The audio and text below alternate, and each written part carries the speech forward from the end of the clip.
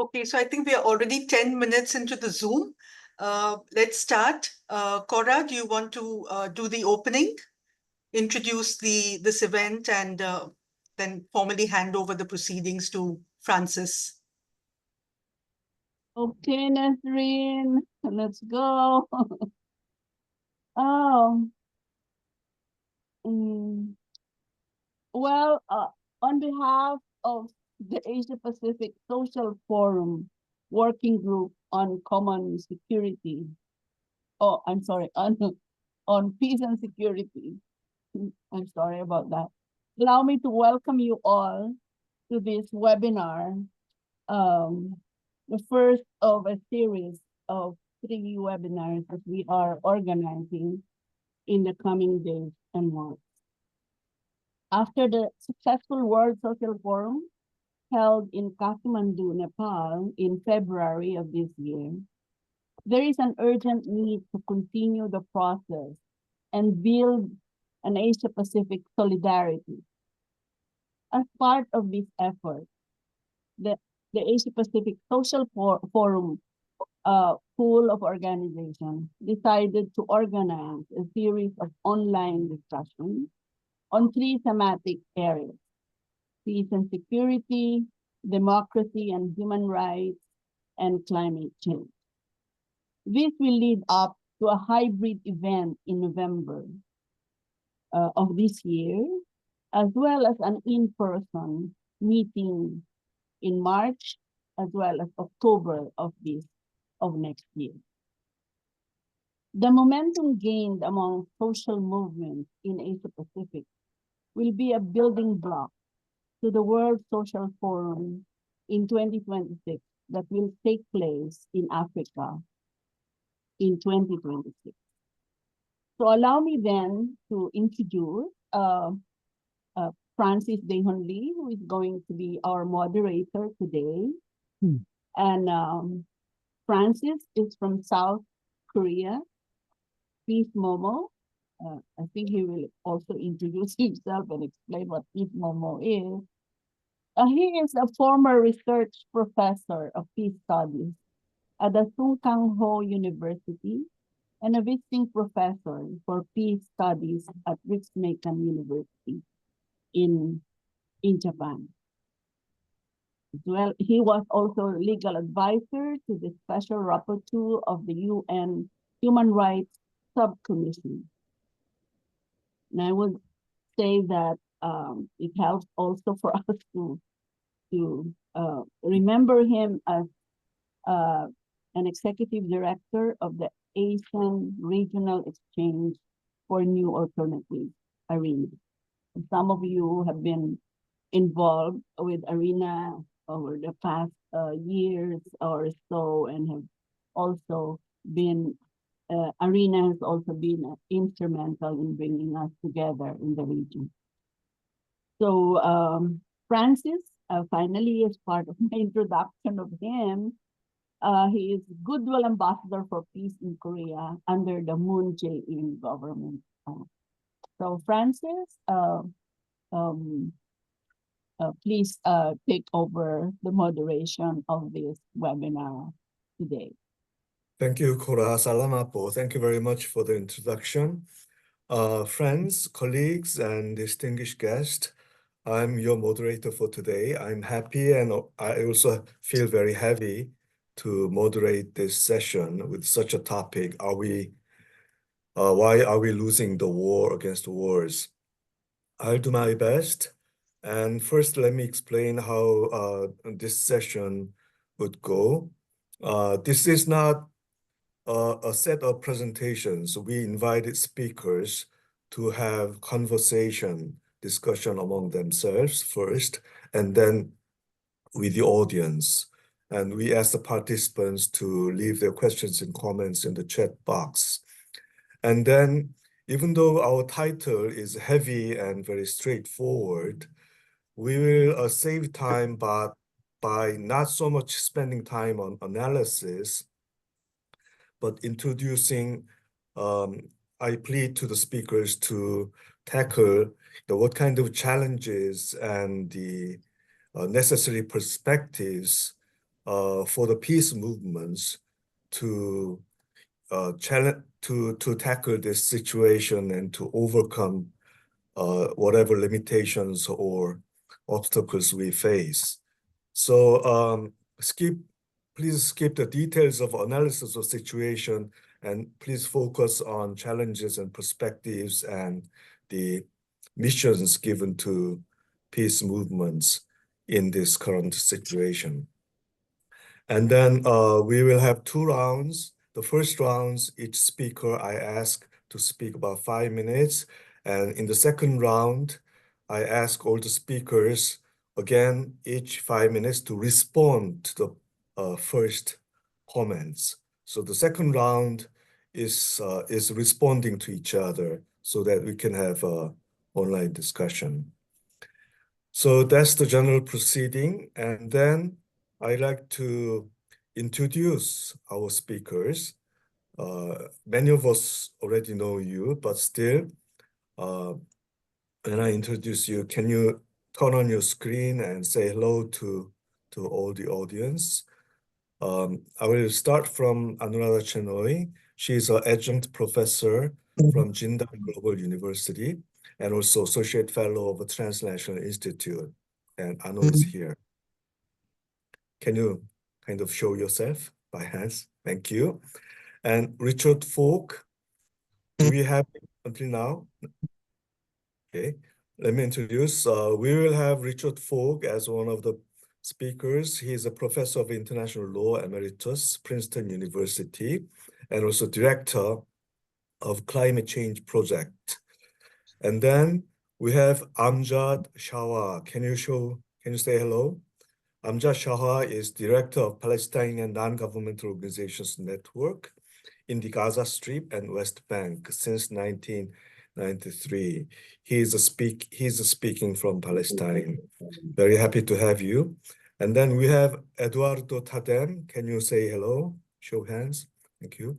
He's a professor emeritus of Asian Studies, University of Philippines, and convener of the program on alternative development, also University of the Philippines, the Center for Integrative and Development Studies. Thank you for joining us. And we have Monica Naik Flores. She is a queer artist and activist from Guahan. Naik is the lead organizer of Prutehi Litekwan, means Save Ritidian. I hope I'm pronouncing these words okay. And which is a direct action group dedicated to the protection of natural and cultural resources in all sites identified by for Department of Defense, live firing training on Guam. Thank you for joining us. And then we have Walden Bello, co-chair of the Focus on the Global South, an affiliate of Chulalongkorn University and a former member of the Philippine House of Representatives. Thank you very much for joining us. And now we have Kin Omar. Kin? Hello. I don't see you on the screen. Okay, so you are there. Thank you for joining us. Yeah. She is from Burma and she's an experienced peace and security advocate from Myanmar. And for the past 30 years, she has worked with fellow Burmese democracy activists and also with ethnic women. Thank you. And let me check if the first speaker, Richard, is with us yet. Then I turn to Anu, again for 5 minutes. Can you give us your initial thoughts on the topic? So it's me or Richard? I think Richard's not here. Okay. So friends, thank you to the Asia Pacific Solidarity for Peace, and I'll try to be very brief. This question of why are we losing wars? I'm not sure if we are losing all wars. We could be losing some and winning some, or being stagnant in others. But of course, the world is at multiple wars, and Europe is in for a long war. It's likely to continue. The occupation and ethnic cleansing and genocide of Palestine is part of a long war in the MENA region.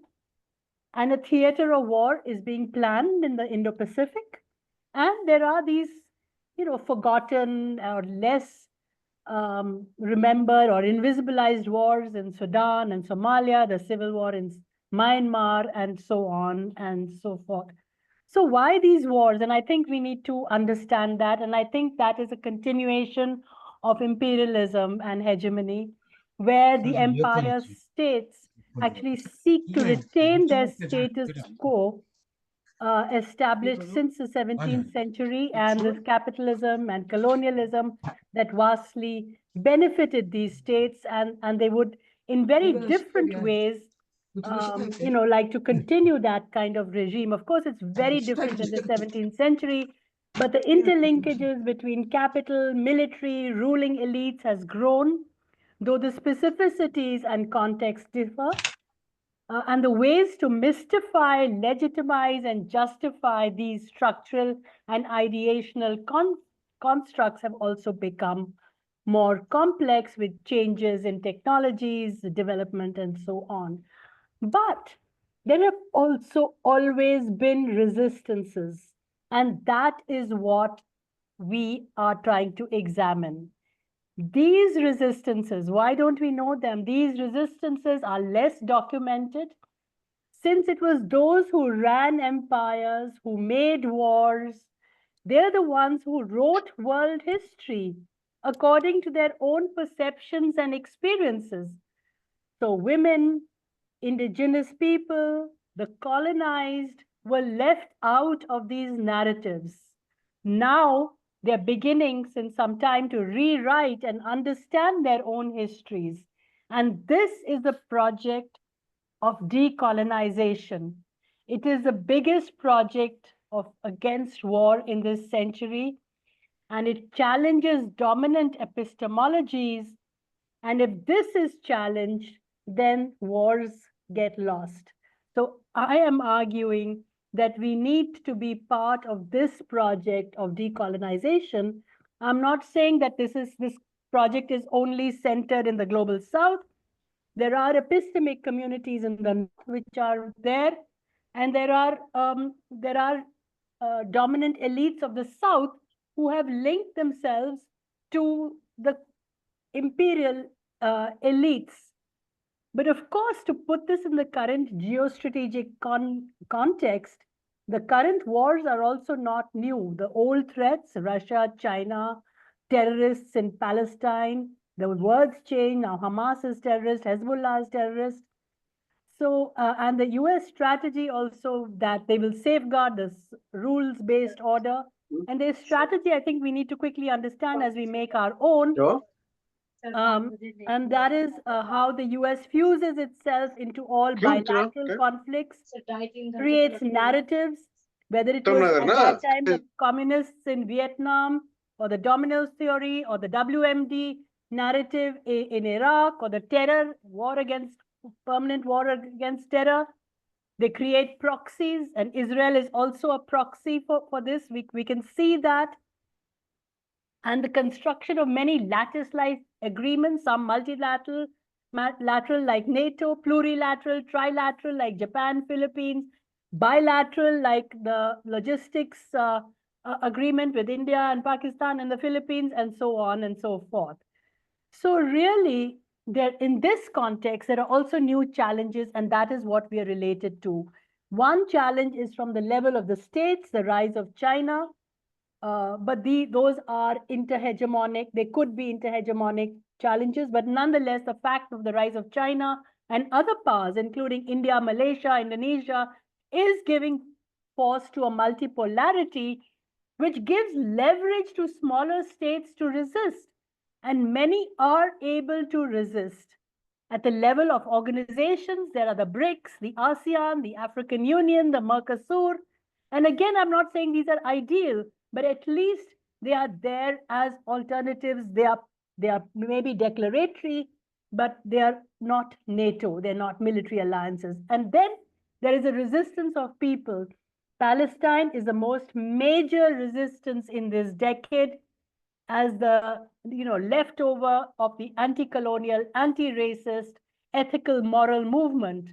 And with it, the support it's getting from the alternate media, from peace movements, and the fact that this intersectionality and decolonization that the women, especially from the global south, are putting forward of people, peace, and planet, which challenges the threat, and it threatens that pale, male, Yale kind of dominant paradigm. And therefore, I think that is what and how we can continue and strategize. Thank you very much. Thank you, Anu. 2 points before turning to Eduardo Tadem. So there is an ongoing project of imperialism, colonialism, and capitalism, and in the manifestation of militarism. But at the same time, the global power structures are changing, probably at a crucial level, and the manifestation of this change is lots of armed conflicts and wars. And I think the ongoing de facto war in Korean Peninsula should be included. So now I turn to Eduardo Tadem. Tadem, can you tell us your thoughts? So what does it mean to peace movements? Are we able to play an important role in this transformational global structural period? Yes, thank you, Francis, and thank you, Anu. Nice to see you again. I agree thoroughly with what Anu has presented about the origin of wars as part of the imperialist playbook for the entire world, as well as the capitalism itself as a global system that has dominated the world, and especially since the demise of the Soviet Union and the Soviet bloc. But I would like to add another dimension to this whole problem of wars and conflicts between states and also between peoples. And I would like to draw an inspiration from our good friend Francis and Anu and Walden. I'm referring to the late Japanese scholar activist Kinhide Mushakoji, who wrote a very important essay some years back about the notion of national identity. And what he said was that the concept of a single national identity, where you only adhere to one country and one nation state, is fast becoming a non-event or a non-entity, because he said, and this is one of the impacts of globalization. There has been a proliferation of diasporic communities all over the world, migrants. There's been these tremendous waves of migration, not only from the global south to the global north, not only from developing countries to developed countries, but also among developing countries themselves. And this has created what Mushakoji calls dual identities, or even multiple identities among these diasporic communities.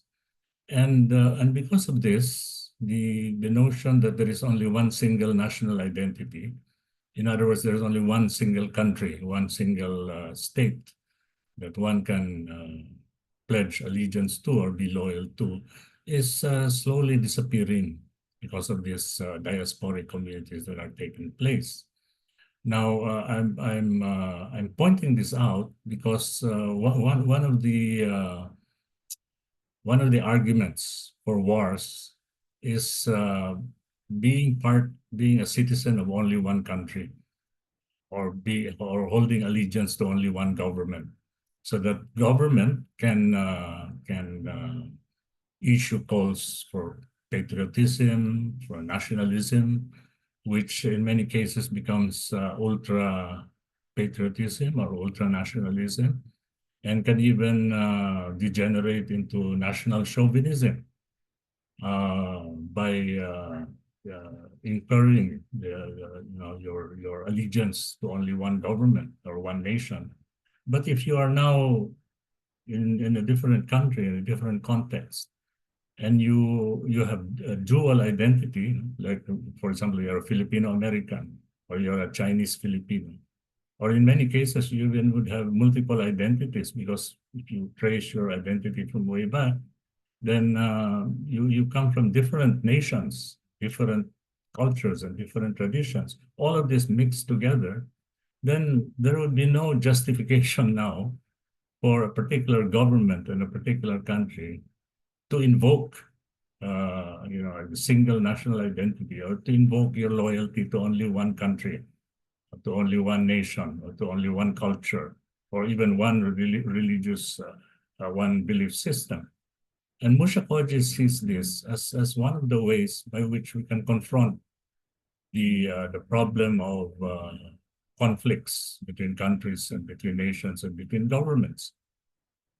And I use this framework of Musha Koji in addressing the current conflicts in the South China Sea, where I pointed out that it is actually when states relate to each other, when governments confront each other, that wars become inevitable, or at least are something that is very much in the horizon.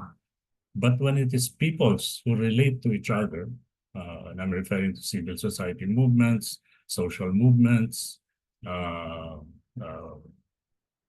communities across borders, then the prospects for conflicts are very much diminished, if not even disappearing. In the conflict in our territorial disputes, for example, in the South China Sea, it is only when states started making claims, China making claims, Philippines making claims, Vietnam making claims, that the problem arose. Because in the past, the peoples of Southeast Asia have actually been sharing the resources of the South China Sea, especially the fisher folk.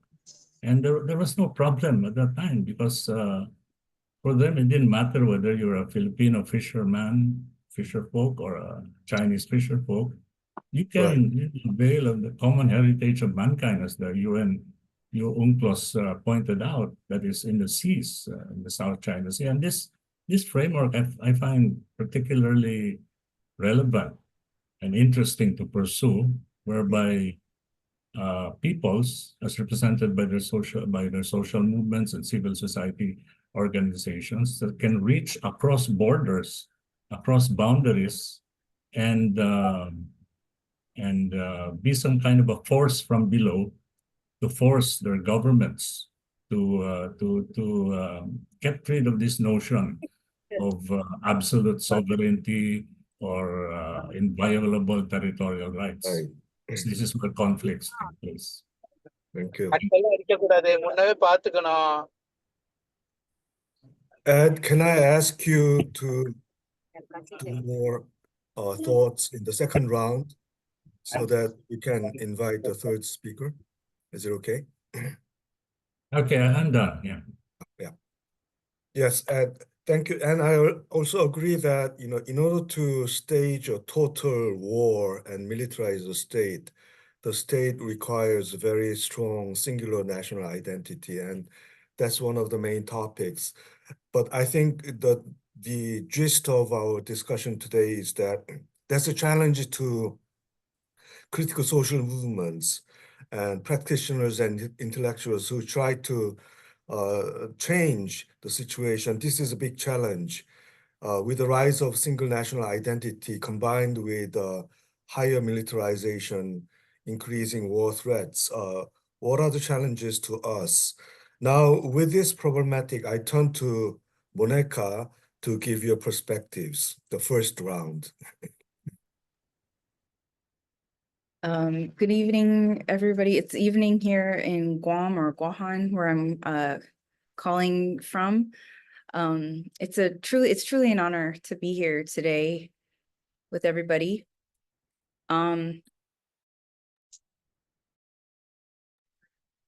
Sorry, I needed to there was a sound distraction. Anyhow, it's an honor to be here with all of you today. I'm not an expert on peace and security like the rest of the panel. I'm actually a grassroots organizer in my community.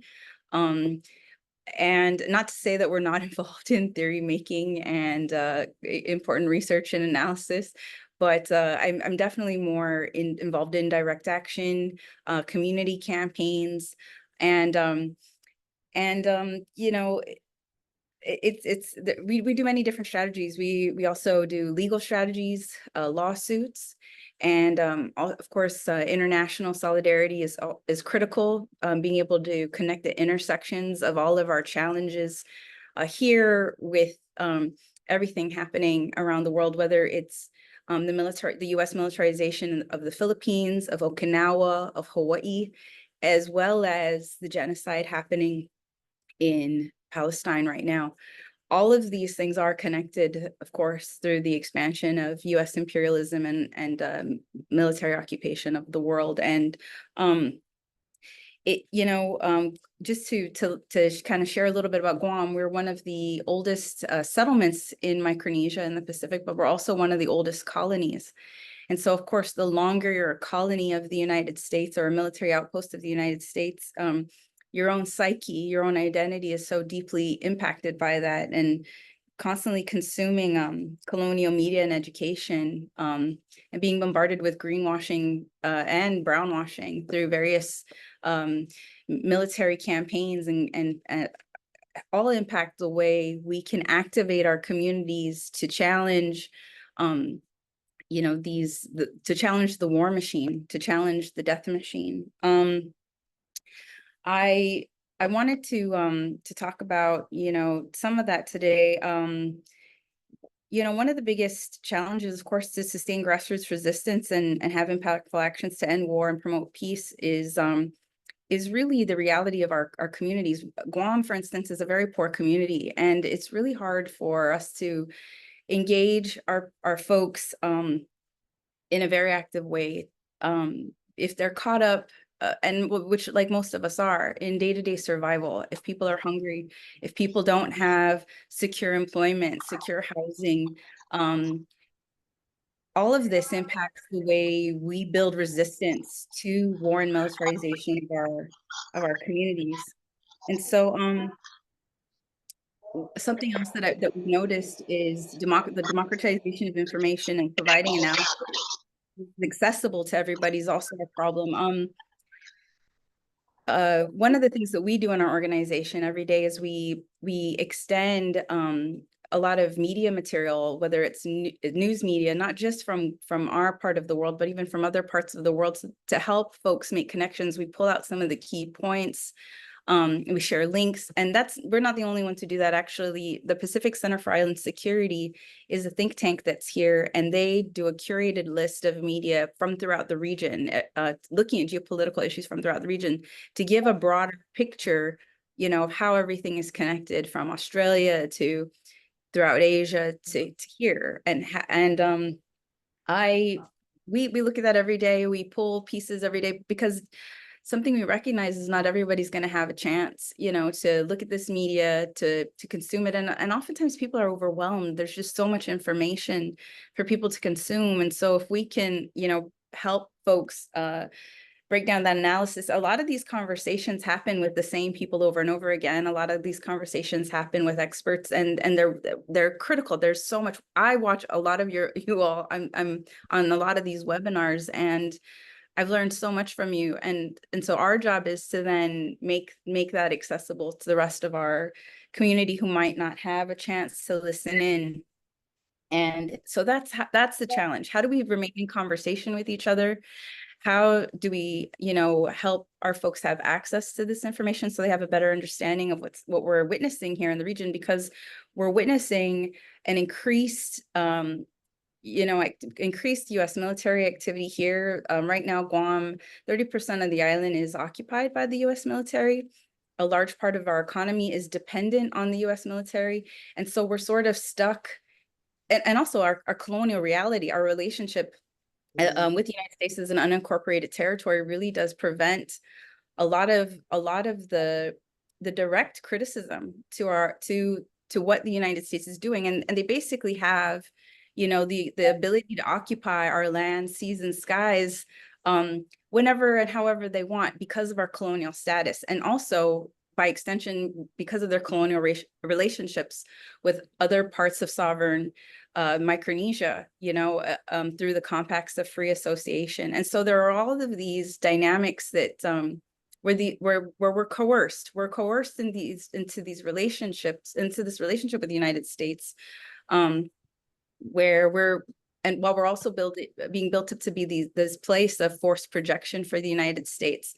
And we're witnessing these preparations for war happening right now through various war games and exercises, through the building of military infrastructure here in the islands north of us and in other parts of Micronesia, like Palau and the Marshall Islands, Tinian in the northern islands from here.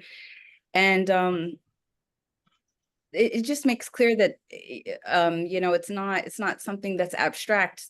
And also, being a place where war has happened before, like many of your countries, we know that this is very much a possibility to happen again. So there's a lot to do to, empower our folks to resist. And we're constantly being fed that this all has to be done for national security, for military security. But what that goes against is a feminist framework for genuine security, which was established by the International Women's Network Against Militarization. And I'll talk about that more in the next section.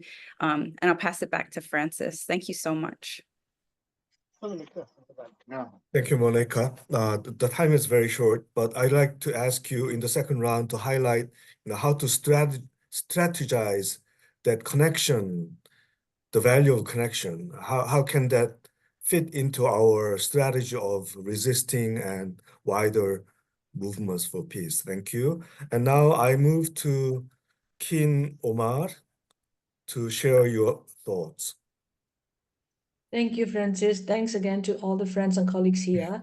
I guess I would like to just start also echoing some of my former colleagues and speakers said. I think also, my belief is that also that we are not losing of our efforts as long as we have the hope and that we will continue with our, our resistance collectively, collaboratively, as well as our solidarity from one community to another. I think that's where the key also, in my opinion. Saying that, I want to also share my reflection based on Myanmar situation when it comes to peace and security. I'm finding also the same playbook by the international actors, regional actors from the United Nations, from the ASEAN, so-called peace interlocutors. They all come in with the same old playbook where, basically try to put the quick fixes for the solution. And those quick fixes, what I mean also is, as you also know, the quick fixes include, for example, like election, when we talk about democracy, as if democracy is equal to election. I think the other thing is also when we talk about the conflict resolution, it's in the quick fix definition of conflict resolution is when the conflicting parties are to talk and basically negotiate. But then there is clearly lack of this power analysis, clearly lack of also political will to address the root causes. So it's sort of okay, let's just patch things up and have a first aid for 60 years of long conflict or this political violence, that Myanmar people, for example, in case of Myanmar, face under the military for the last 6 decades. Let's just have the opposition just to come into the dialogue meeting room with the Myanmar military and let them just sort out for even for 6 months of ceasefire or 1 year of the negotiations, like a settlement. So I think that is where, for us in Myanmar, we have faced that already in the last 10 years, last decade. That's what the international community or the peace donors what they did. What they want is like basically what they did was they brought the money and they just pass on that money, a package of money to those in power, meaning the Myanmar military, and just take, supported the military's one-sided peace agenda, where they see that by doing so, this central power or the centralized system will remain stable. I think that's where the problem when we talk about the peace. For us, we see that the peace can only be achieved when the people, their livelihood and their human security are addressed, where they actually are a part of this whole process, where they can actually take charge and say what they want. But I think the challenge does not harm the international frameworks of the peacemaking and peace building goals. I think in this, in my opinion, we are actually facing these frameworks around us that being imposed on us, where the true, genuine people's peace agenda are totally undermined. Our resistance are being undermined, our resilience are being undermined. And I think also the other thing is that when these big powers, if you look at, for example, in case of Myanmar, like even 2 months ago, China actually sold another set of 6 advanced combat aircrafts. The Myanmar military has been bombing the people in the last 3 years, over almost 3,500 airstrikes targeted against the civilians. The hospitals, the schools, children playing in the school ground are being bombed. And yet, our biggest neighbor, China, will continue to support the Myanmar military and sell these aircrafts and other arms and ammunitions.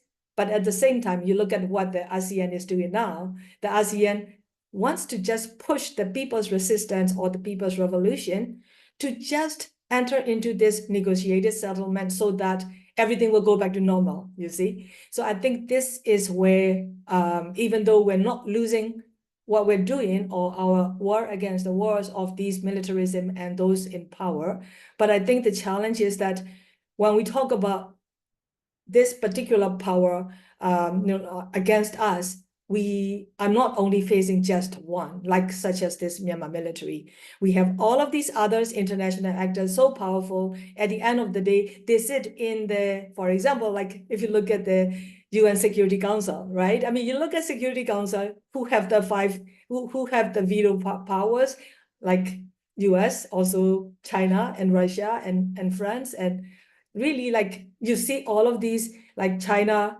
and even France is a part of this, like their military warfare are actually going to this Myanmar military. So I think we have this larger players that is really undermining our collective effort and resistance. And I think that's where I think we have to come back also ourselves. Like we believe in the people's power, and yet if the people powers is being undermined by these international big power holders, what do we actually do among us as we continue to work and believe in our solidarity? But what are the key new, perhaps innovative ways that we can really come together and strategize?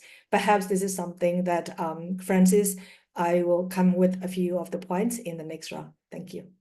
Yes, I look forward to that. And I also would like to share that how sad I feel whenever listening to you and about situation in Burma, how less and less attention is being given to the situation because of other big conflict issues, etc. Now I would like to turn to Amjad Shawa. Are you there? So 5 minutes initially. What is your thought? Why are we losing the war against wars? Amjad? Yes, thank you. Thank you for the invitation and to give me the chance to listen to the colleagues and to learn from them. This morning, we have an attack in the 3 main hospitals in the north of Gaza Strip. So I was busy in drafting a statement. So I described the attack, then I stopped in one of the points. I want to call whom? call the international community. Which is the international community? What is the international community? Who is the international community that to call for? It's almost 1 year and more, and we are calling, urging on such genocide committed against the children, women. I'm sure that you are following the details of such grave violations, the numbers, and all of them that I'm saying all the time, we are not numbers, we are lives, we are dreams, we are people who are seeking lives, to have proper lives, seeking justice. The big issue for us on such international regime, international system, the double standards, politicization of the human rights. Yes, I want to call everyone, but what I do receive, what response that I have from this international community. When I ask for justice for the victims on the ECC or ICC, still they are discussing it's a genocide or not. For 1 year, we have this discussion.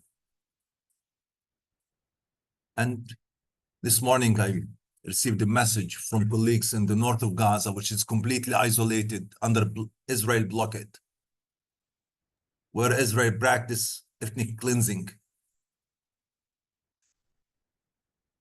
2 patients died in one of the hospitals.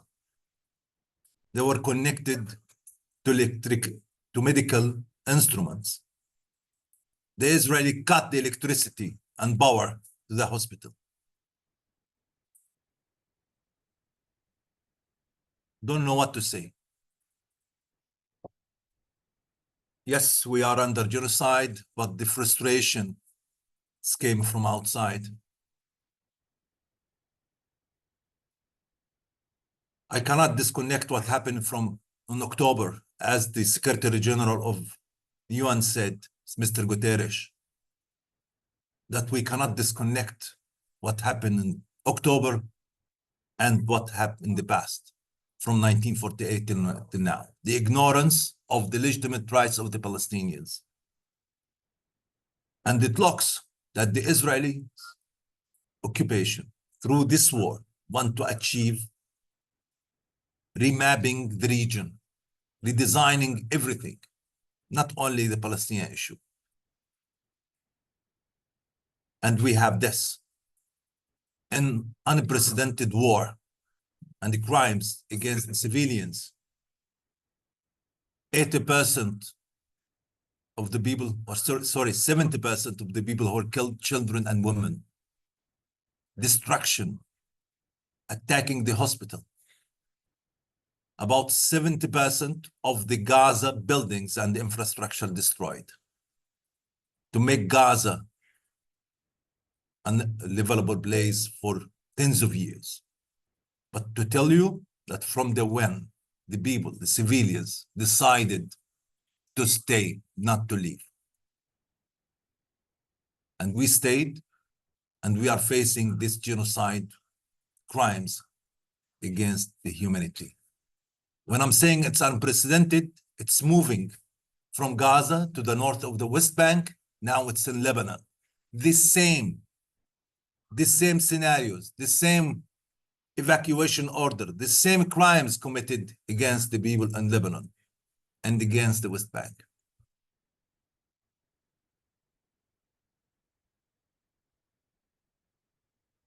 Look what's happening with the UNRWA, the UN agency, which is the symbol of the Palestinian refugees. Provocation against the UNRWA, and there is kind of attempts to designate the UNRWA as a terrorist organization, a UN agency to be designated as a terrorist agency. It's never happened. And the war, the international community responds to that. Concerns and some worries. whilst our people are dying. This morning and last night, we have more than 60 people killed.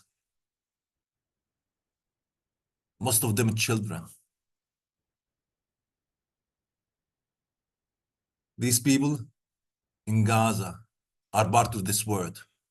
This world who designed the international law, the international humanitarian law, and they approved it. It's supposed to apply everywhere, not only in Gaza. So it's a obligation on all actors to act.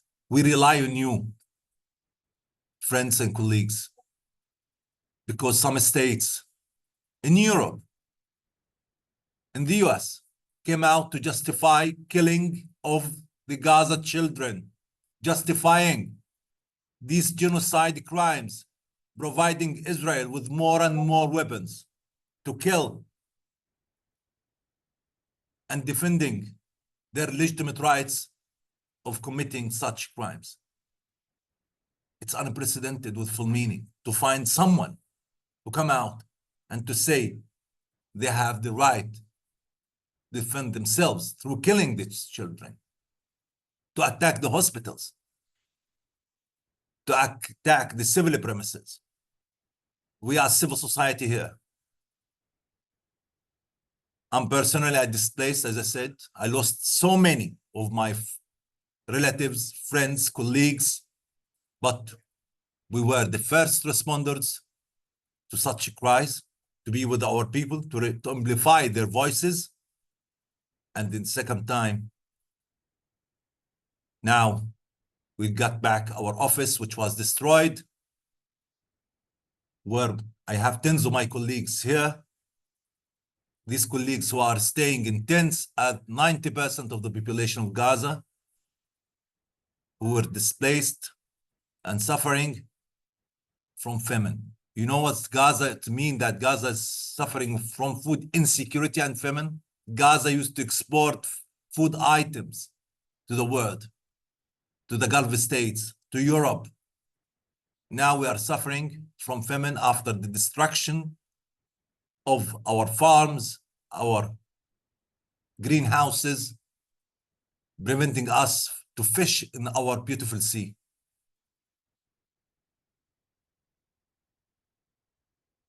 Now we have 25,000 patients and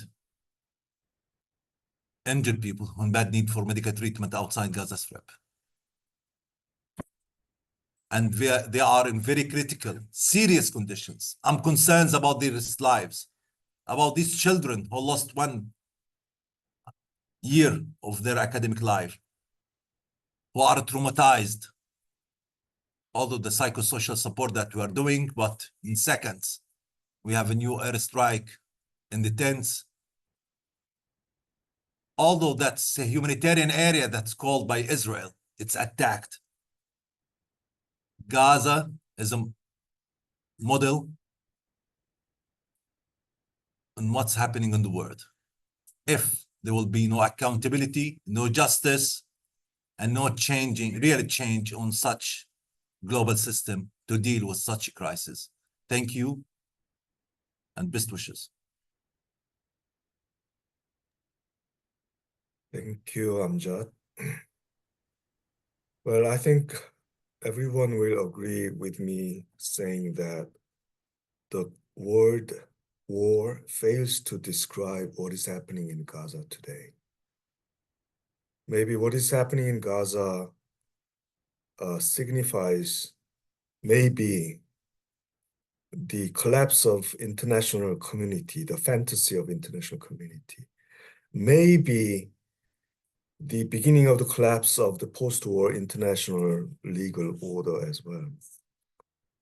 So with such tectonic killings and barbarism happening in the form of war and in the pretext of war around the world, now I turn to Walden Bellow.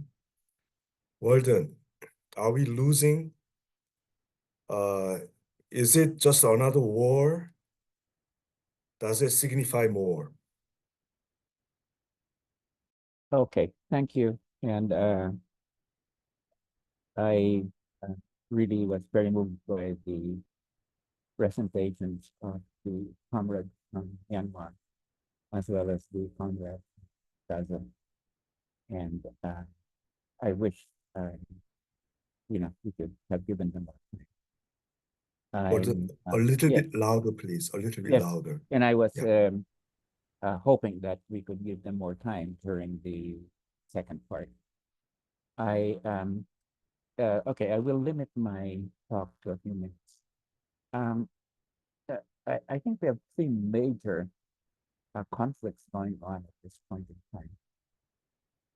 Two of them are hot wars, and one is about to erupt war.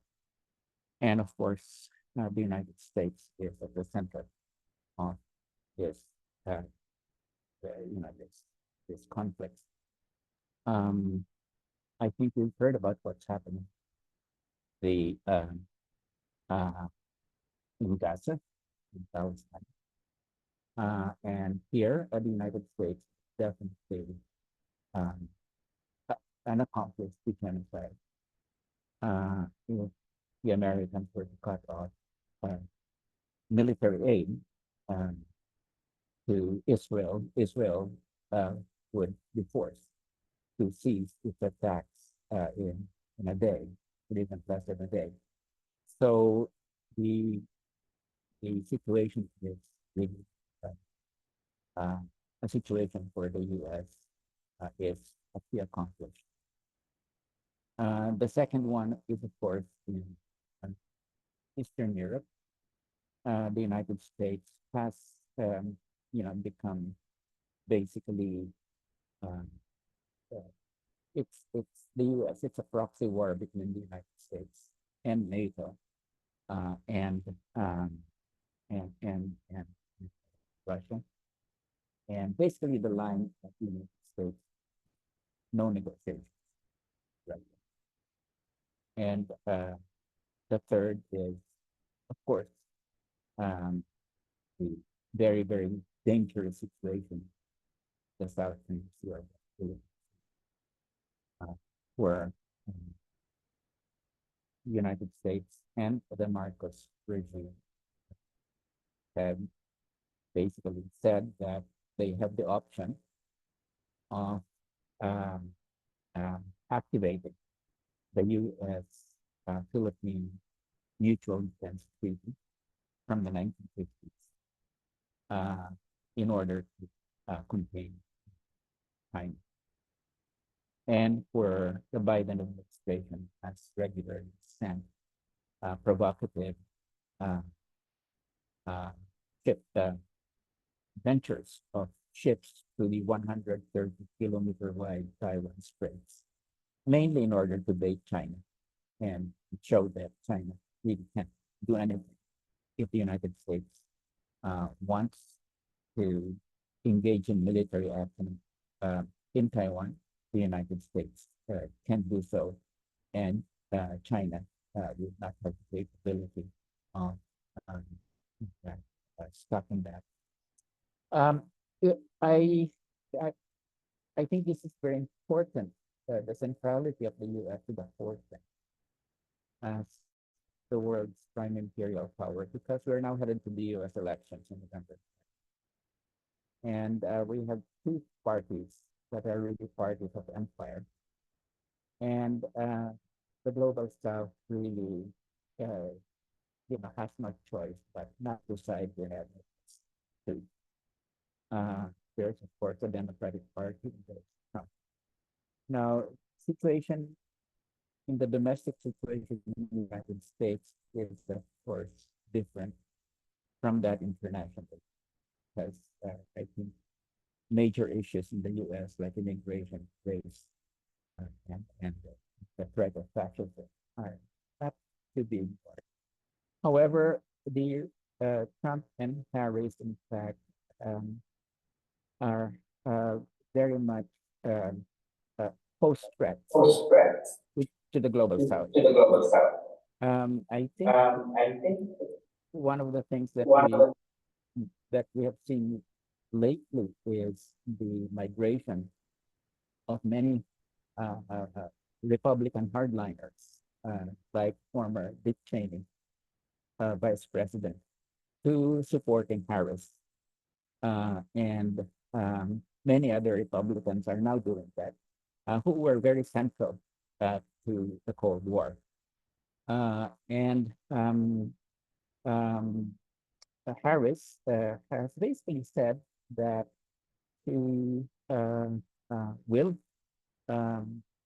support Israel to the hilt, and that she will make the U.S. the most lethal fighting force in the world, the U.S. Military. That those are direct quotes, and that she will see to it that um, uh, that the U.S. will win the 21st century, not China. So that's sort of a Cold War declaration against China. And so I think what's happening now is Harris has inherited the imperial legacy of the Democratic and Republican Party, which is an expansive international um, imperialism, which um, will basically make the world safe for American capital, and in fact is gearing up for an offensive projection force against China. Then there's Donald Trump. So basically, what I'm saying is that Harris's foreign policy is predictable, more of the same, more of the same, uh, uh, raising of the possibilities of war, which under the Biden administration, if you want to characterize it, the Biden administration has really engaged in war time, raising the tensions of war. So that's predictable. What's not so predictable is Donald Trump. And part of the reason for this is that the reason that a lot of the Republicans who are hardliners have left Trump is because they they they cannot get uh, his line that he's going to defend U.S. policies in the same old way, as basically continual resort to military force. And I think what Trump is very unpredictable. In his first term, one of the things that he did was he negotiated with the Taliban and asked them to come to Camp David, and that was a crossing a red line. And he also stepped across the demilitarized zone to greet Kim Jong-un, which again was crossing a red line. So, at the same time, he carried out the assassination of a high Iranian military commander. So, so basically, I guess what I'm trying to say here is that we're caught in a situation between the predictability of Harris presidency in terms of foreign policy and the unpredictability of a Trump presidency in terms of, also of foreign policy. And neither is good for the global south at this point. So I just wanted to pose those and ask us how are we going to respond to,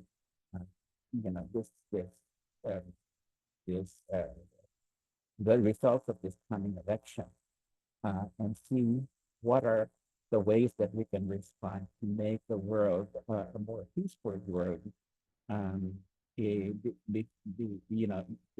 If we're confronted with the offensive imperialism of Kamala Harris and what I would call the defensive imperialism of Donald Trump, which is from an assessment of them that the United States cannot carry out the same old ways of defending the empire. So let me just leave it at that for the moment. Thank you. Thank you. Neither predictable Kamala Harris or unpredictable Donald Trump will bring us any positive changes. Thank you. And now I turn to second round, and I'd like to highlight that our topic again, why are we losing the war against the wars? You may disagree with this question phrase, but this is second round, so please respond to other speakers. We would like to have exchange of views. So it's not additional talk, it's a responsive talk, and anybody who is willing may start. But I'd like to limit the time because we have only about 30 minutes left. So each speaker, please spend less than 4 minutes. Who would like to respond to the first round of talks? No one volunteering? Then I'd like to invite Anu first. Yes, I think like Walden and others, we're very moved and very sad about the events every day unfolding in Palestine, and it's hard to really process this. But at the same time, the kind of courage we've seen in a couple of circles of resistance, if I can call it, circles of resistance, like, of course, the Palestinians at the center of this resistance, then the others, like the Hezbollah, the Ansar Allah, the resistance in Syria and Iraq. And of course, it's disappointing the fact that the Arab states, many of the states of the global South, they keep talking about their opposition to what is happening, but are unable to really do anything, and they continue having trade and military relations. But what I want to talk about is the fact is that, 5 years ago, we would not even have seen what is happening. I think Geber Mate, when he said that we are watching the Holocaust on TikTok and it is being documented every day, and no one is going to forget, and this is going to be remembered. Israel is going to be recorded as a worst crime in human history. That itself is a development. I know it's on the shoulders of the Palestinian people, and it's harder every minute, and it should not be. But the fact is that this resistance is there, it's being recorded, intersecting the students' movement, the feminist movement, the labor. A lot in the global majority is actually supporting Israel. It's just that they don't have the arms. They don't believe in it. And as Walden showed, the empire has the use of unilateral force, which is difficult to counter. So I think we have to resist it intellectually, challenge their discourse, their narrative, and much more of that is happening today than it ever was when all these histories were actually invisibilized, mystified, justified, and not forgotten and not written about. Thank you. Thank you for the first response. Ratebe, I see your hand, but please leave your comment or question in the chat box. Now I turn to other speakers who may respond to all previous talks. Maybe Francis, I can go. Kim, please. Yes, Kim, please. I also agree with what our sister Anu already said, but if I may also, based on my experience with Myanmar and where the Myanmar people's current revolution or resistance against the military, we find ourselves in the situation where, like none of the international framework or none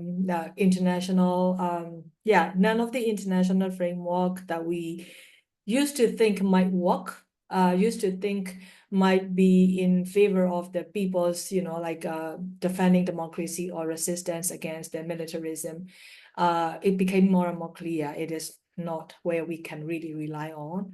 So based on our experience, because Myanmar has this long traditional intergenerational fight against the military, and we don't lose track of it from my previous generation before me, my generation, now the younger generation. So in this, what I would like to also propose is that I find it that, we really need to come together to with the more strategic awareness raising campaign among our people. Our people mean like, not only with our national boundaries, but really our people. I mean, like look at in the ASEAN. I mean, Myanmar is having, like I said, more than almost 3,500 airstrikes by the military. But if you ask even the longest bordering neighboring country like Thailand, if you ask the Thai people, they don't really know. And if you go to Cambodia even, they have no clue what is happening to the Myanmar people. What people know is this Myanmar military is brutal and horrible. But what people don't know is how Myanmar peoples are collectively, strongly resistant, like really trying to dismantle this military and the military's impunity. So with that, my proposal is, how do we come together even more collectively and step up with our awareness raising to the people? And I want to go to the next proposal, or my idea is that we really need to bring up the young generation of the youth, students, and women, and LGBTIQ from the minority communities. I mean, there is a wealth of knowledge and experience from the generational people's movement in our region and beyond and across the globe. But those wealth of knowledge and experiences, this is the time that I really seriously think that we need to pass on to the young generation, because the way that I come to see is, again, with my over 30 years of nonstop activism, I came to see that the student and youth activism were much stronger before. I mean, I'm not saying that is no, but now it's a bit less active than before. Whereas you will see more of this influenced by the capitalism, consumerism, it's way so much that our young people with the IT, the technology in their hand, but it's being influenced by these capitalism and imperialism that we've been talking about.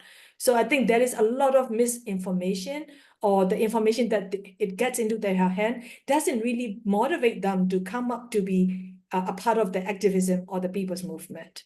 I know that youth and students, they want to do it, but I think like also it is a time for us to really reach out to them and bring them on board. So that would be my second proposal. And the other one is like, our resilience or the resistance. I would say as resistance.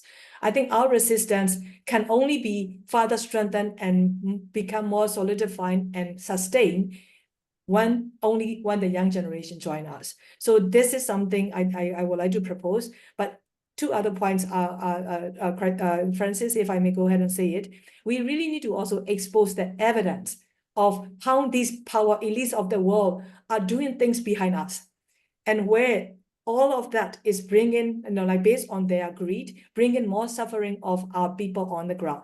And I think by doing that and challenging those covert operations that they're doing behind us, I think that is so important. Like what I was talking about, this China selling the aircrafts, like, this combat aircrafts. I mean, if we don't have that information, we won't be able to talk about them. And I think that is something that maybe we all should do more together. The other one, my last one, is people-to-people solution. We really need to, I don't want to use as alternative, because I think we do as people, in our own power, we have the solutions. I think this people-to-people solution is something more self-reliant and sustainable, which we need to come together collectively. And I'll just end with saying that in case of Myanmar, for the last 3.5 years, with this military's extreme violence, already led more than 3.3 million people fleeing from the airstrikes, fleeing from these military's attacks. And yet, the UN, ASEAN, are nowhere to be rely on for the humanitarian life emergency life-saving aid. So it is only people, us, people to people, that we found our solution. We collectively mobilize ourselves. We respond at the front line. And that is where we find is the most, we tested and we find to be most effective, that we don't have to rely on the World Bank or ADB or any of these international, agencies. So I'll just end here, Francis, and all friends. Thank you so much for the floor. Thank you, Kim, and also a special thanks for raising the important issue of regenerating activism in new generation. Thank you. May I ask Ed Tadem to respond? Okay, thank you. It is pretty obvious by now that what is really needed is a global movement. It cannot be a national movement because it cannot be Palestine alone, it cannot be Myanmar alone, it cannot be Philippines alone. The peoples in all these countries must get together and led by social movements, civil society organizations, popular organizations, to launch a global movement against war, against imperialism, against capitalism, against all forms of racism and discrimination. I'm reminded of what took place many decades ago during the Vietnam War, where as a result of the atrocities and the intervention of the United States in Vietnam and Cambodia and Laos, for that matter, there was within the US a very strong peace movement and anti-war movement, which spread all over the world. In the Philippines, I was a student activist, and this is what turned me into an activist, actually.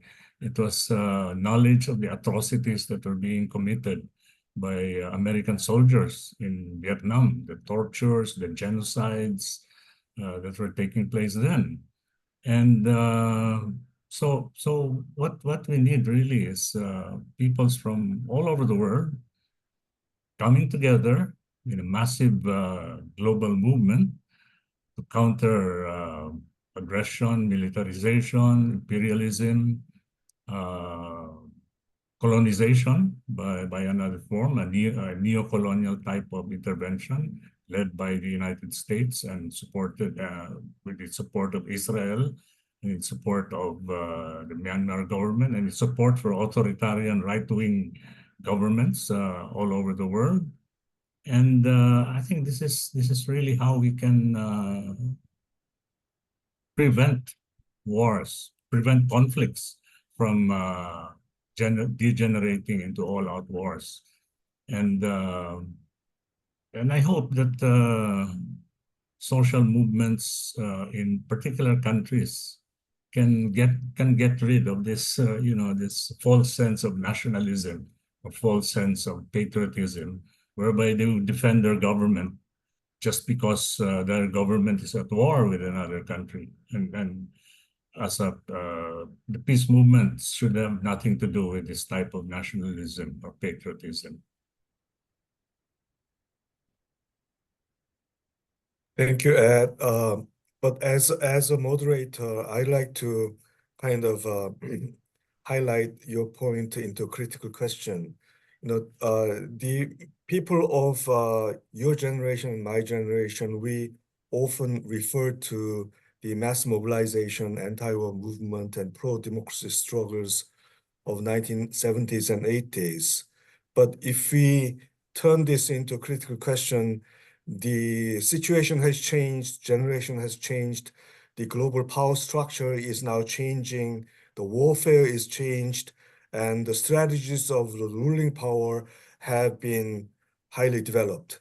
So I think we are thinking about this task for peace movement in the new context. In this regard, I'd like to turn to Amjad. After listening to these speakers, what is your response? Thank you. I do agree about what have mentioned my colleagues. This is highly needed, people to people. Yes, we have to create a new movement, principled on the human rights, to get back this spirit. And I want really that we rely on knew this is the real international community for you, for us as Palestinians. This is the movement that we are looking forward to see, not only on the state level. What we witnessed in the US, as the colleagues mentioned, some student unions in universities in Europe, these demonstrations, yes, it's appreciated. It's very important. But also we need this movement to be principled, to agree on the principle of that movement. And this start to formulate this. Not because we are Palestinians under such prolonged occupation. And I think this is the longest occupation along the history that we have. And we suffered a lot due the ignorance and politicization of any peace process that we are getting them going forward. So any peace process, and for sure, this war will be ended one day. And the big issue, how we can go forward a peace process, but the peace process is supposed to be based on human rights, not as happened before, just to be based on that power or this entity. And the second point, what we feel that there is something in the shadow, as the big companies, for example, that who are ruling part of this war against the weapon companies and some investment is happening here and there. So we are looking forward to challenge these groups who practice against the humanity. And we are looking forward to engage on such movement. This is as civil society organizations. And the second, we have to do our best to get these war criminals to justice. No tolerance. No one can forgive what's going on. These crimes is against the humanity. It's not against the Palestinians and against the Gazans mainly.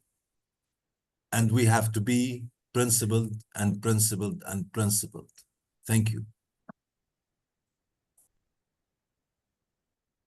Jad, and then I turn to Monica. Would you like to respond to the previous round of talks? Thank you.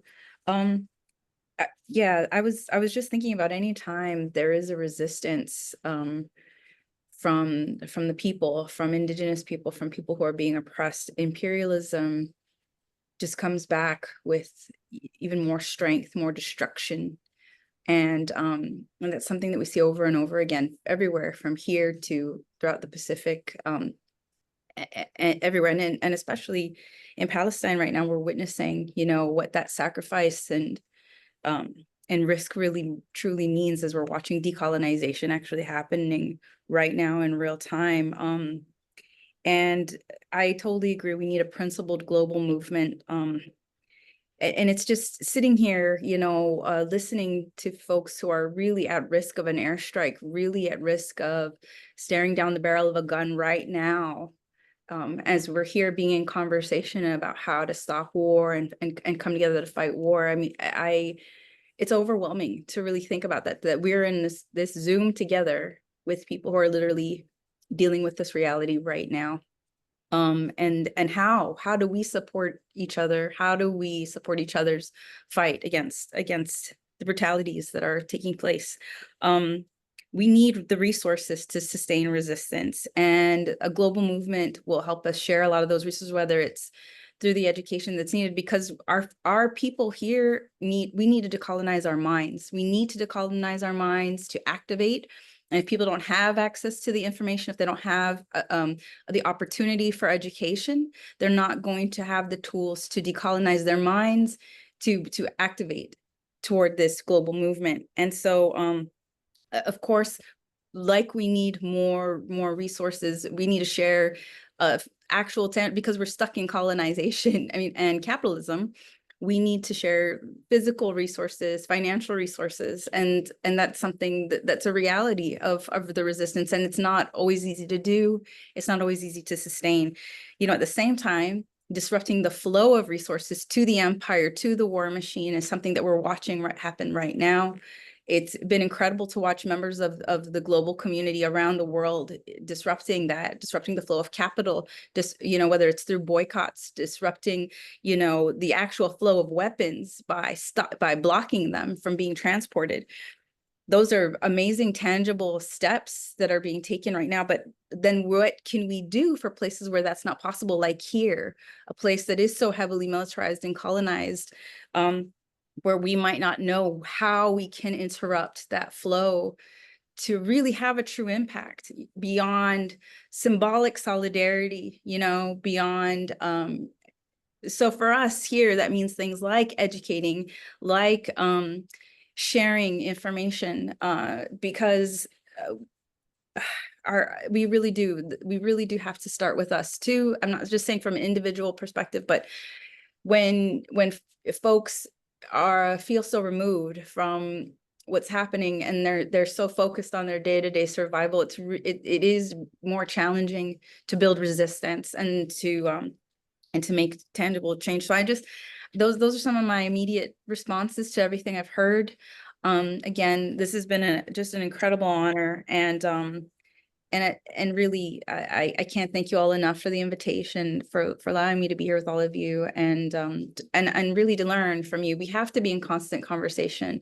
We have to share our stories, and so that we can also relay your stories to our communities, so that we can help people to understand those intersections, that the destruction and the contamination of our lands and waters here, the desecration of our ancestral burials and our sacred places that's happening here because of US militarization and occupation, it's directly connected to the violence, the desecration, the genocide, the contamination that's happening in all the other parts of the world, in Palestine, in Myanmar, in the Congo, in Sudan, in, you know, and all over, in Lebanon, all over the world. We are unfortunately united and connected as people who have survived genocides, who have enduring colonial violence in our homeland.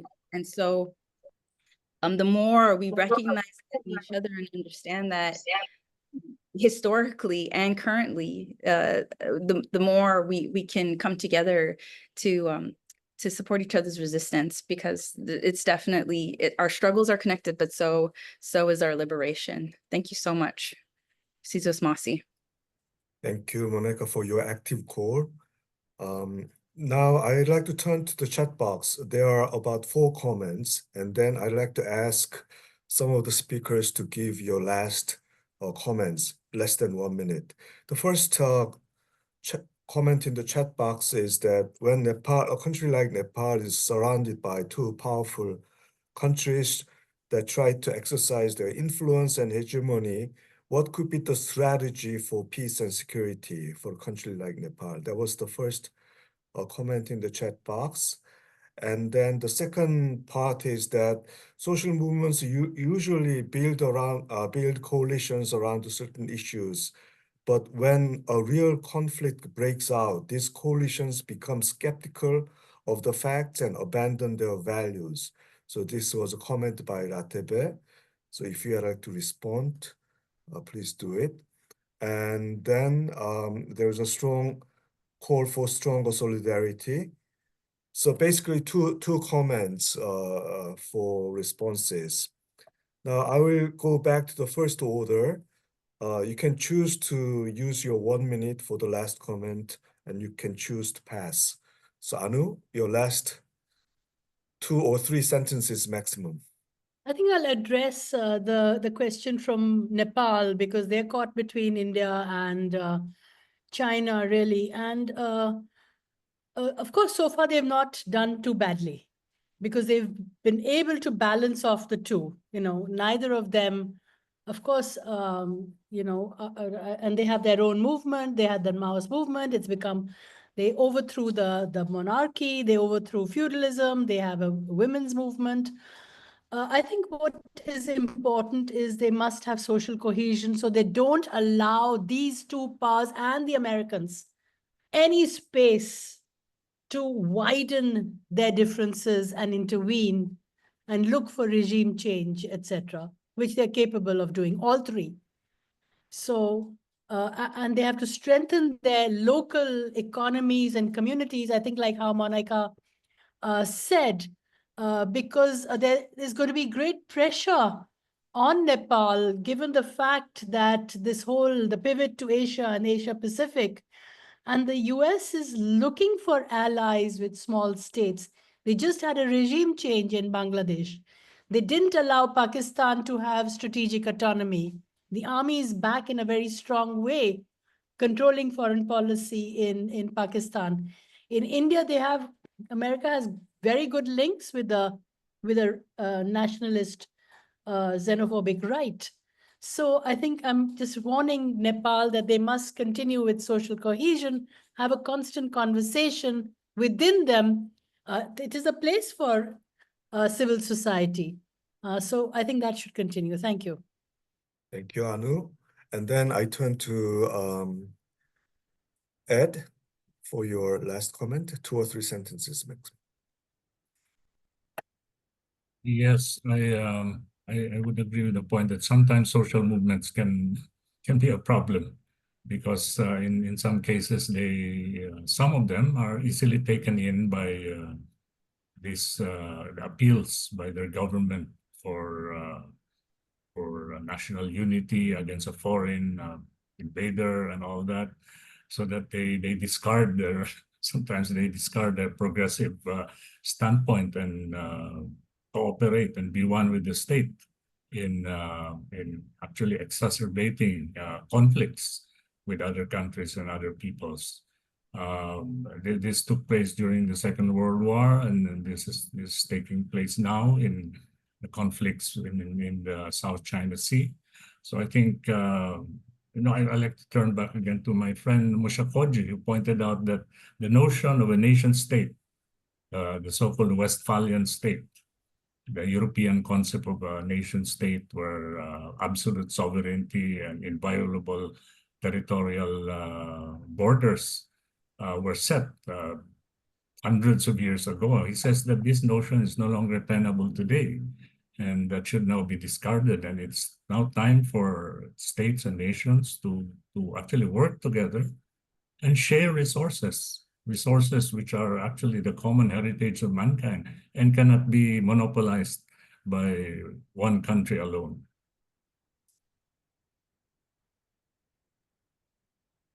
Thank you, Ed. And now, Monica, Kim, Amjad, Walden, would you like to make your final messages? Yes. Well, what I would just like to say is, like in Nepal, we in the Philippines have to really push for not siding with either China or the United States, and because the previous administration, Duterte, sided with China, and now the administration of Ferdinand Marcos Jr. has completely outsourced Philippine foreign and military policy to the Pentagon and to Washington. And we really have to really push for having an independent line in foreign policy, and that needs to be pushed by civil society. The second thing I would just like to say is there are unjust wars that are waged by empire. But I think we shouldn't have this false even-handedness that basically says, Israel is doing this, Hamas is doing that. That's false even-handedness because it's mainly Israel. That's really the big problem here. And in line with that, I would just like to say that definitely we should strive for peace, but we also must look to the fact that sometimes people really need to fight oppressive force with arms. And that's, I think that the Palestinian people have learned that, definitely. And the people in Myanmar are also learning that at this point. So fight wars of empire, but at the same time, say that there are wars just when they're meant to protect people from the wars of empire. Thank you. Thank you, Walden. I'd like to thank all the speakers and the participants. Our plan was to have Amjad, you'd like to say? Yes, I have to get in to thank you. Since Palestine is part of Asia, and we are, as you said, Ken, that we are people to people. You are the nearest to our hearts, to our minds.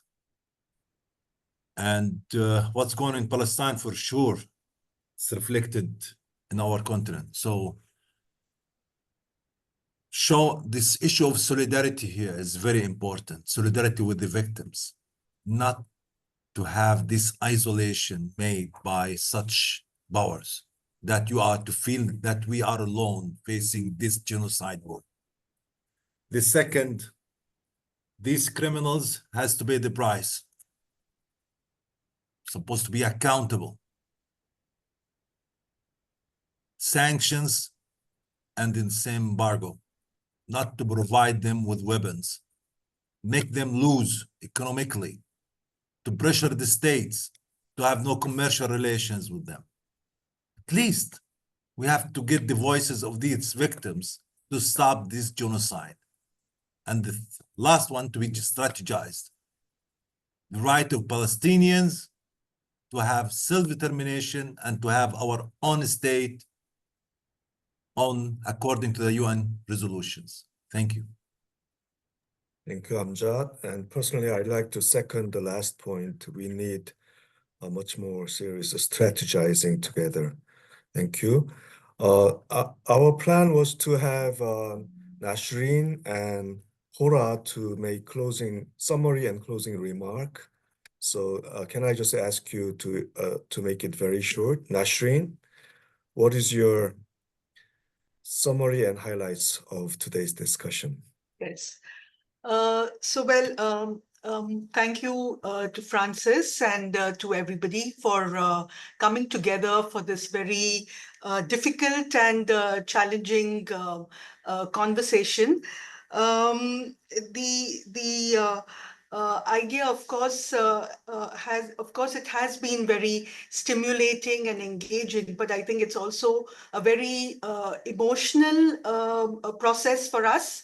As this is all part of our lived reality, and we all are part of this present context of a very asymmetrical world, a very heightened militarization, in which we as civil society and people's movements need, and we are talking about how do we continue to keep together, what are the ways in which we move forward. And I think that's where the APSF space, all of us have been talking about this APSF space to continue to be energized, and that's the effort. The idea is, of course, also that as we move into 2025 and then the World Social Forum in 2026, of course, we don't know what kind of a world the WSF will take place in 2026, but I think the roadmap is being set by us. And I think, we need to continue to strengthen ourselves and to define the journey ahead. So that's what I have to say. And of course, all the speakers have highlighted the analysis and the reality, and also called for a humanitarian approach to looking at these very, very large macro difficult issues, right from, you know, the international institutions to people's movements and to national governments. How do we continue to influence, engage, and use these spaces to bring about the solutions to the problems that we are facing? So that's what I have to say, and thanks to everyone again. Cora, would you like to just speak something?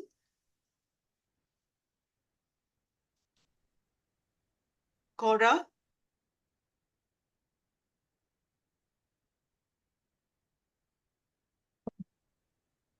Well, I didn't know that I'm going to close, but I think Francis would have to close this. But let me say, express our gratitude to all our panelists and resource persons. And that I hope you look forward to 2 more webinars coming from the Asia Pacific Social Forum process, and that we hope that you will also, you know, come on board in terms of trying to prepare, you know, from Asia Pacific to Benin, you know, in 2026, so that we can somehow, you know, realize also what we have been saying all together here, to try to build a strong movement against war and militarism. Francis? That was the closing remark. So officially, that was the ending of our rich discussion. I took the moderation with very heavy mind. This topic is really heavy, but I really appreciate that all the speakers for your experience, wisdom, insights, and still very active and somewhat optimistic projection of our practice, our movement. Thank you very much. Okay. Thank you. Thank you. Thank you all. Bye-bye. Take care. Yes. Thank you, everybody. Thank you.